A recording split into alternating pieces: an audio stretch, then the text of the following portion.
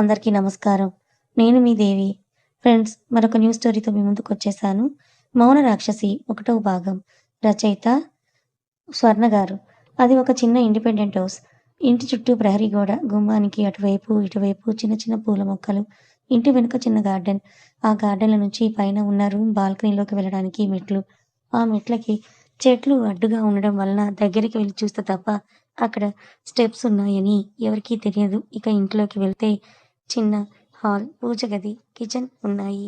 కింద 2 బెడ్‌రూమ్స్, పైన 2 bedrooms with attached bathrooms కూడా ఉన్నాయి. ఒక అమ్మాయి స్కూటీలో ఫాస్ట్‌గా వచ్చి ఆ ఇంటి ముందర ఆగింది. పాపం వచ్చింది స్కూటీలో అని మర్చిపోయి రొప్పుతూ వెళ్ళి ఆపకుండా డోర్ బెల్‌ని కొడుతూ ఉంది. కిచెన్‌లో వంట చేస్తూ ఉన్న జానకి వస్తున్నా, వస్తున్నా అని అంటూ చేతులు తుడుచుకొని వెళ్ళి డోర్ ఓపెన్ చేసింది. ఎదురుగా ఉన్న ఆ అమ్మాయిని చూసి నిట్టూర్చి ఎవరు కావాలి అని అంటుంది. ఆ అమ్మాయి కంగారుగా ఆయాస పడిపోతూ చిన్ని అని అంటుంది. జానకి అలాంటి వాళ్ళు ఎవరూ లేరు అని మొహం మీదే డోర్ వేస్తుంది. అది తనకి అలవాటే అన్నట్లుగా ఆ అమ్మాయి డోర్ వైపు చూసి తల కొట్టుకొని వెంటనే పరిగెడుతూ ఇంటి వెనక ఉన్న స్టెప్స్‌ని ఎక్కి పైన ఉన్న రూమ్‌లోకి వెళ్తుంది. ఆ రూమ్‌లో పెద్ద టెడ్డీ బేర్‌ని హగ్ చేసుకొని చిన్న పిల్లలాగా పడుకొని ఉన్న చిన్నీని బెడ్‌కి ఎదురుగా ఉన్న క్లాక్‌ని మార్చి మార్చి చూసి బెడ్‌కి పక్కన ఉన్న అలారంని వైపు చూస్తుంది. 10 గంటలు అవ్వడానికి ఇంకా 10 నిమిషాలు ఉందనంగా ఆ అలారం మోగుతూ ఉంది. అది అరిచి అరిచి అలసిపోయి నోరు మూసుకుంది కానీ చిన్ని మాత్రం నిద్ర లేవలేదు. ఆ అమ్మాయి తల కొట్టుకొని 10 గంటలకి అలారం సెట్ చేసుకునేదాన్ని దేంతో చూస్తున్నా. భూకంపం వచ్చినా ఇది కళ్ళు తెరిచి భూమిని చూసేలా లేదు అనుకుని వాష్‌రూమ్‌లోకి వెళ్ళి వాటర్ తెచ్చి చిన్ని మొహాన కొడుతుంది. చిన్ని అమ్మో! వర్షం అని ఎగిరి గంతేసి తన ముందు చేతులు కట్టుకొని నిల్చున్న శృతిని చూస్తుంది. చిన్ని కోపంగా పొద్దు పొద్దున్నే ఏం పోయే కాలం వచ్చిందే నీకు? బంగారం లాంటి నా నిద్రని చెడగొట్టావు. డబ్బా మొహం దానా అని తిడుతూ ఉంటుంది ఆవలిస్తూ. శృతి ఎదురుగా ఉన్న డోర్ క్లాక్‌ని చూసి 10 అవుతుంటే పొద్దున్నే అంటావేంటే మరి పంది అని అంటుంది. ఛీ! నోర్మూయ్ బంగారం లాంటి నిద్రని చెడగొట్టిందే కాక మళ్ళీ నోరేసుకొని నా మీద పడతావు. కొంచెం కూడా జాలి, దయ లేదేంటే నీకు? పడుకున్న వాళ్ళని లేపితే పాపాలంటుకుంటాయే. నువ్వు నీ డకోటా ఫేస్ యేసుకొని పొద్దు పొద్దున్నే ఊడిపడ్డావు నా నిద్రని చెడగొట్టడానికి. పోవే పోయి పని చూసుకో అని టెడ్డీ బేర్‌ని తీసుకొని బెడ్‌కి ఇంకో వైపున పడుకుంటుంది చిన్ని. శృతి నోరేసుకొని పడిపోతున్నావని నన్ననింది. ఇప్పుడు ఇది చేసేదేంటో అని అనుకొని అటువైపుకు వెళ్ళి చిన్ని చేతిలో ఉన్న టెడ్డీ బేర్‌ని కోపంగా విసిరికొట్టింది. ఇక ఇది వదలదు అని అర్థమయ్యి చిన్ని లేచి పద్మాసనంలో కూర్చొని మోచేతులు మోకాళ్ళ మీద పెట్టుకొని 2 అరచేతుల్ని బూరెల్లా ఉన్న బుగ్గల మీద పెట్టుకొని చిన్ని చిన్ని కళ్ళని టపటప అర్పుతూ తన చిన్న ఎర్రని లేత పెదవుల్ని ఇంకా చిన్నవిగా చేసి కనుబొమ్మలు 2 దగ్గరికి పెట్టి నిద్ర మత్తుతో ఏంటే నీ బాధ అని అంటుంది. శృతి కోపంగా చిన్ని చేతిలో ఒక లెటర్‌ని పెట్టి ఏంటే ఇది అని అంటుంది.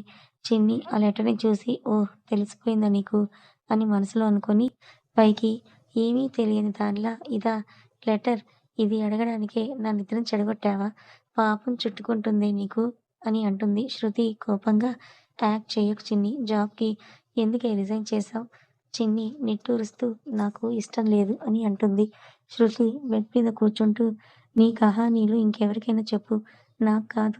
నీకు ఈ జాబ్ అంటే ప్రాణమని నాకు తెలుసు. ఎందుకిలా చేశావు? అని బాధతో కూడిన ఆవేదనతో అడుగుతుంది చిన్ని. శృతి ప్లీజ్ నాకు ఇష్టం లేదు. రిజైన్ చేశాను అంతే అని అంటుంది. అదే ఎందుకు ఇష్టం లేదే? 4 ఏళ్లుగా కష్టపడింది ఈ ప్రమోషన్ కోసమే కదా! తీరా అదే వచ్చాక ఇలా చేశావంటే ఏమనుకోవాలి నిన్ను? ఇంకా కోపంగా అడుగుతుంది శృతి. శృతి కోపాన్ని గ్రహించిన చిన్ని చిన్నగా నాకు అమెరికాకు వెళ్ళడం ఇష్టం లేదంటుంది. చిన్ని ఏం చెప్తుందో శృతికి తెలుసు. అది కాకుండా వేరే ఏదైనా ఉందేమో తెలుసుకోవాలని శృతి ఎందుకు అని అంటుంది. అది అంటే అమెరికా కొత్త కదా! అందుకే అని అంటుంది. కవర్ చేయడానికి ట్రై చేస్తూ చిన్ని. అసలే చిరాకు దొబ్బి ఉన్నాను. నిజం చెప్పు అని శృతి గట్టిగా అరుస్తుంది. నిజమే చెప్తున్నాను. శృతి సహనం నశించి లాస్ట్ టైం అడుగుతున్నాను. నువ్వు నిజం చెప్పకపోతే మనం కలవడం ఇదే ఆఖరిసారి అవుతుంది. చిన్ని కొంచెం భయంగా తల దించుకొని నాకు నా ఫ్యామిలీని వదిలి వెళ్ళడం అనే మాట పూర్తి కాకముందే శృతి కోపంగా ఫ్లవర్ వాజ్‌ని తీసి గోడకేసి కొడుతుంది. చిన్ని ఉలిక్కిపడి శృతిని చూస్తుంది. చిన్నికి తెలుసు తన ఫ్యామిలీ కోసం ఇలా చేసింది అంటే శృతి ఎలా రియాక్ట్ అవుతుందో. అందుకే ముందు తన దగ్గర విషయం దాచాలని అనుకుంది. కానీ శృతితో తను అబద్ధం చెప్పలేదు. శృతి చంపేస్తాను. పిచ్చి పిచ్చిగా వాగావంటే ఫ్యామిలీ అంట ఫ్యామిలీ చాలు. ఇప్పటివరకు నీ ఫ్యామిలీ కోసం నువ్వు చేసింది, వదులుకుంది, ఈ త్యాగాలు చేసింది చాలు. నువ్వు రేపటి నుంచి జాబ్‌కి వెళ్తున్నావు అంతే అని అంటుంది. శృతి ప్లీజ్ నేను చెప్పేది విను అని అంటుంది చిన్ని. శృతి ఆవేశంగా నేను కాదు నువ్వు, నువ్వు విను. ఇన్నాళ్ళు నువ్వు చెప్పిందే నేను విన్నాను కదా! ఇప్పుడు నువ్వు విను. చిన్ని ఓపిక నశించి శృతి నీకొకసారి చెప్తే అర్థం కాదా? నాకు అమెరికా వెళ్ళడం ఇష్టం లేదు. ఇక్కడే ఉండి వేరే కంపెనీలో జాబ్ చేస్తాను. That's it. ఇదే నా ఫైనల్ డెసిషన్. ఇంకేమైనా అంటే నా మీద ఒట్టే అని శృతి చెయ్యి తీసి తన తల మీద పెట్టుకుంటుంది. శృతి విసురుగా చెయ్యి తీసేసి చిన్నిని కొట్టడానికి చెయ్యెత్తింది. శృతి కొడుతుందేమో అని చిన్ని మొహం పక్కకు పెట్టి కళ్ళు మూసుకుంది. శృతి చిన్ని మొహాన్ని చూసి కొట్టలేక విసురుగా తన చెయ్యిని దించేసుకుంది. తన మీద దెబ్బ పడకపోవడంతో చిన్ని మెల్లగా ఒక కన్ను తెరిచి శృతినే చూస్తుంది. శృతి కోపంగా మొహం పక్కకి తిప్పుకొని కూర్చుంది. చిన్ని హమ్మయ్య! అని అనుకుని శృతి ముందరకు వెళ్ళి మోకాళ్ళ మీద కూర్చొని తన చేతుల్ని శృతి మోకాళ్ళ మీద ఉంచి శృతిని చూస్తూ చిన్ని సారీనే. నీకు కోపం వస్తుందని నాకు తెలుసు. కానీ నాకు అందరినీ వదిలి వెళ్ళడం ఇష్టం లేదు. వాళ్ళు నన్ను పట్టించుకోవడం లేదేమో కానీ ఇక్కడుంటే కనీసం వాళ్ళని నేను కళ్ళారా అయినా చూసుకోగలను. అక్కడికి వెళ్తే మళ్ళీ ఒంటరిదాన్నయిపోతానే. కనీసం నువ్వు గూడా ఉండవు కదా! అని అంటుంది కళ్ళల్లో నీళ్ళు తిరుగుతూ ఉండగా. చిన్ని ఎందుకు ఈ జాబ్ వద్దనుకుందో శృతి ఆ మాత్రం ఊహించగలదు. కానీ ఇది చిన్ని డ్రీమ్. ఆ కంపెనీలో జాబ్ చేసి మంచి పొజిషన్‌కి ఎదగాలని దానికోసం చిన్ని ఎంతో కష్టపడింది. ఒక విధంగా చెప్పాలి అంటే ఈ జాబ్ తన ప్రాణం. అందుకే చిన్ని ఇది వదిలేయడం శృతికి ఎంత మాత్రమూ ఇష్టం లేదు. శృతి చిన్ని కళ్ళు తుడుస్తూ కానీ చిన్ని ఇది నీ ప్రాణం కదరా! దీనికోసమే గదా నువ్వింతగా కష్టపడి ఈ స్టేజ్ వరకు వచ్చింది. దీన్ని వదులుకొని నువ్వెలా అనే మాట పూర్తవ్వకముందే చిన్ని విరక్తిగా నవ్వుతూ నా ప్రాణం 7 ఏళ్ల క్రిందటే పోయిందే. అలా అంటున్నప్పుడు చిన్ని గొంతు వణకడం, కళ్ళల్లో నీళ్లు రావడం శృతికి తెలుస్తూనే ఉంది. ఇప్పుడు నా జీవితంలో ఏది పోయినా అది నా తలరాత అనుకుని సరిపెట్టుకుంటాను అని శృతి ఒడిలో పడుకుంటుంది. చాలాసేపు ఆ రూమ్ అంతా కూడా నిశ్శబ్దం అలుముకుంది. ఆ నిశ్శబ్దాన్ని చీలుస్తూ ఒకే ఒక జీవితం. అది చెయ్యి జారిపోనీకు. మళ్ళీ రాని ఈ క్షణాన్ని మన్నుపాలు కానీకు. కష్టమనేది లేని రోజంటూ లేదు కదా! కన్నీరుని దాచుకుంటూ సాగిపోక తప్పదుగా అని చిన్ని ఫోన్ రింగ్ అవుతుంది. చిన్ని ఒంటరిగా ఫీలయినప్పుడు సాంగ్స్ వినడం తనకి అలవాటు. తను వినే ప్రతి పాటలో లిరిక్స్ అన్నీ తన కోసమే రాసినట్టుగా అనిపిస్తాయి. వాటిని వింటూ వాటి వల్లే ఇన్‌స్పైర్ అవుతూ ఉంటుందన్నమాట. చిన్ని ఫోన్ కూడా తన బాధను పోగొట్టడానికి అన్నట్టు ధైర్యం చెప్తూ రింగ్ అయింది. చిన్ని రింగ్ టోన్ విని కళ్ళు తుడుచుకొని వెళ్ళి ఫోన్ చూస్తుంది. బాస్ కాలింగ్ అని ఉండడంతో జాబ్ మానేసిన వీడి టార్చర్ ఏంటే నాకు. శృతి చిన్ని మాటలకి నవ్వుతుంది. చిన్ని కూడా నవ్వి ఫోన్ లిఫ్ట్ చేస్తుంది. హలో మిస్ తారక మీకు జనరల్ మేనేజర్‌గా ప్రమోషన్ వచ్చింది కంగ్రాట్స్ అని ఇంకా మాట్లాడబోతుండగా ఆయన మాటలకి మధ్యలో బ్రేక్ వేస్తూ చిన్ని సార్ నేను నిన్ననే జాబ్‌కి రిజైన్ చేశాను. మీరిప్పుడు ప్రమోషన్ గురించి చెప్తున్నారేంటి సార్? శృతి ముసిముసిగా నవ్వుకుంటుంది. చిన్ని శృతిని గమనించదు. నీ రెసిగ్నేషన్ క్యాన్సిల్ అయింది. ఇంకా నీకు ప్రమోషన్ ఇచ్చింది ఇక్కడున్న వేరే బ్రాంచ్‌లోనే. నువ్వు అమెరికా వెళ్ళాల్సిన అవసరం లేదు. చిన్ని గట్టిగా యాహూ! నిజమా సార్? అని అంటుంది. ఆ! ఆ అరిచేదేదో ఫోన్ పెట్టేశారు తల్లి. నా చెవులకి చిల్లులు పడుతున్నాయి. Anyways congrats again. బాయ్. చిన్ని థాంక్యూ సార్. బాయ్ అని కట్ చేసి హ్యాపీగా రూమ్ అంతా తిరుగుతూ, డాన్స్ చేస్తూ బెడ్ మీదెక్కి ఎగురుతూ ఉంది. శృతి చిన్ని అలా హ్యాపీగా ఉండడం చూసి నవ్వుతూ ఒసేయ్! ముందెళ్ళి ఫ్రెష్ అయ్యి రావే. కడుపులో ఏనుగులు ఫుట్‌బాల్ ఆడేస్తున్నాయి. ఏహే! నా కడుపు నిండిపోయింది పో. నాకేమీ వద్దు అని అంది చిన్ని. నీకు మాటలతో కడుపు నిండిపోతుంది. కానీ నాకు అంత అదృష్టం లేదు. మూసుకొని పోయి ఫ్రెష్ అయ్యి రా టిఫిన్ చేద్దాం. ఇంకా టిఫిన్ ఏంటే డైరెక్ట్‌గా లంచే. సరే క్యాచ్ అని ఫోన్‌ని శృతికి విసిరేసి టవల్ తీసుకొని వాష్‌రూమ్‌లోకి వెళ్తుంది చిన్ని. దీనిలో ఈ పిల్ల చేష్టలు ఎప్పుడు పోతాయో ఏంటో అనుకొని బెడ్ సర్ది వాస్ ముక్కలు క్లీన్ చేసి చిన్ని కోసం వెయిట్ చేస్తుంది. చిన్ని ఫ్రెష్ అయ్యి వస్తుంది. పదవే ఫుల్ ఆకలేస్తోందని హడావిడి చేస్తుంటుంది చిన్ని. ఇందాకే కదే కడుపు నిండిపోయిందనన్నావు అంటుంది శృతి. అరిగిపోయిందిలేవే పద అని డోర్ ఓపెన్ చేస్తుంది. ఓహ్! హలో! ఆగు అటెక్కడికే అని అడుగుతుంది చిన్ని. ఇంకెక్కడికి? కిందకి. ఇప్పుడటు వెళ్తే వాళ్ళు నిన్ను ఏదో ఒకటంటారు. అది నేను భరించలేక వాళ్ళని ఏదో ఒకటంటాను. అవసరమా ఇప్పుడు గొడవ? ఇటునుంచి వెళ్దాము పద అని బాల్కనీ వైపే చూపిస్తుంది శృతి. ఇంట్లో చెప్పకుండా ఎలా వెళ్తామే? టెన్షన్ పడతారు అంటుంది చిన్ని. శృతి మనసులో వాళ్ళసలు నిన్నొక మనిషిగా గుర్తిస్తేనే కదా! మళ్ళీ నీ గురించి టెన్షన్ ఒకటే తక్కువ అనుకొని ఇప్పుడు చిన్ని వాళ్ళ కంట పడితే ఏదో ఒకటి అంటారు. ఇది బాధపడుతుంది. అది శృతికి ఇష్టం లేదు. అందుకే శృతి నాకైతే అటొచ్చే ఓపిక, ఉద్దేశం రెండూ లేవు. నువ్వు కూడా వెళ్ళకురా! ఇటు వెళ్దాం పద అని అంటుంది. లేదే వాళ్ళతో ఒక మాట చెప్పొస్తాను అంటుంది చిన్ని. నేను చెప్పిన మాట నువ్వెప్పుడు విన్నావు గనక నేను బయట వెయిట్ చేస్తా. త్వరగా వచ్చెయ్ అని బాల్కనీలో నుంచి బయటికి వెళ్ళిపోతుంది శృతి. చిన్ను కిందకి వెళ్ళి చుట్టూ చూస్తుంది.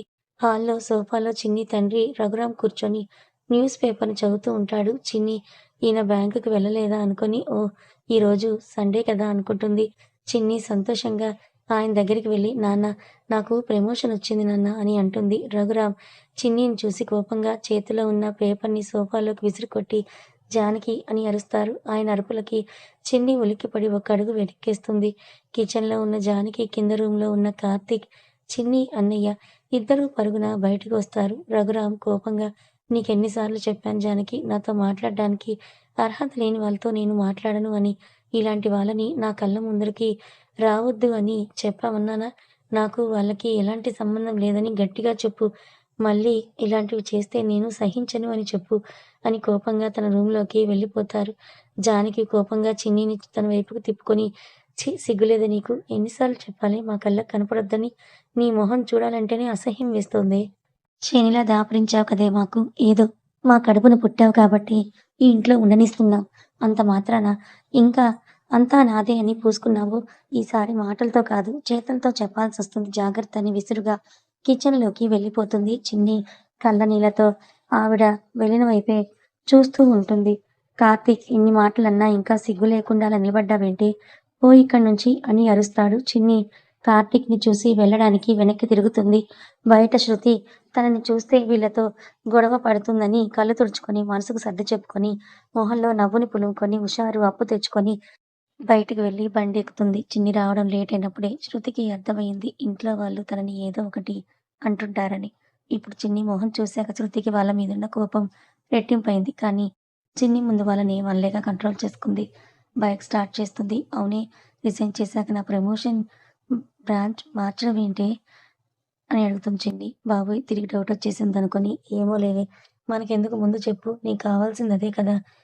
ఇప్పుడు చెప్పు ఎక్కడికెళ్దాం? ఈ రోజైతే ఫుల్ ఎంజాయ్ చేయాలి అంటుంది. అంటే ఇదంతా నీ పనేనా? ఏం చేశావే? అబ్బా! ఏదో ఒకటిలేవే. ఇప్పుడేంటి నీ బాధ? ముందు చెప్పు ఈరోజు ఏం చేద్దాము?